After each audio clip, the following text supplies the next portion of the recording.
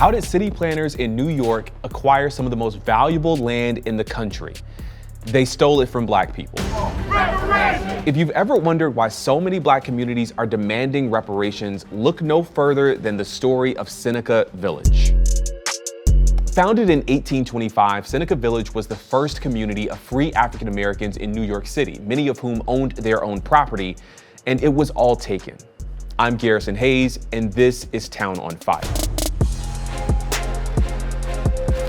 The year is 1825, and a 25-year-old African-American shoeshiner named Andrew Williams spends $125 to purchase 3 of the available 200 lots in the newly founded Seneca Village, located between West 82nd Street and West 89th Street in Manhattan. Epiphany Davis, a store clerk, buys 12 lots for $578. And it isn't long before this new community is full of free Black people. But in the 1840s, city officials in New York decided it was time to build a massive park on Manhattan Island. They initially planned to take land from wealthy white folks on the Upper East Side. The land was valuable and convenient to exactly the people they intended the park for. The problem is that those white homeowners weren't having it. They sued the city and were easily able to prevent the government from taking their land, and proposed instead that city officials just take Black-owned land in Seneca Village.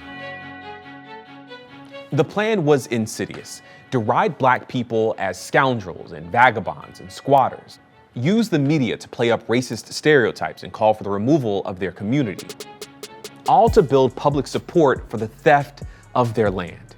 And it worked. Despite protests and legal resistance by residents, all of the inhabitants were evicted by 1857. At least 50 homes, 3 churches, a school for Black children, and a burial ground were destroyed. Seneca Village died, and the world-famous Central Park was born.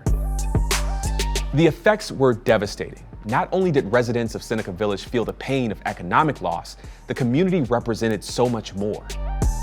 In the summer of 1834, for example, Seneca Village served as a safe haven for African Americans during pro-slavery riots, which targeted Black people and their property across the city of New York.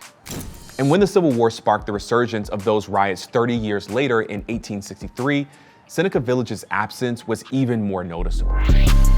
City planners across the country would use this exact playbook 100 years later in the 1950s and 60s to destroy Black communities all over America through programs called urban renewal. And the downstream economic impacts of these coordinated efforts are virtually incalculable. As some of the most coveted and visited land in the world, economists have tried to approximate the real estate value of Central Park. Conservative estimates place the value of the land once known as Seneca Village at around $500 million today. What's clear is that something was taken from this Black community, and something is owed.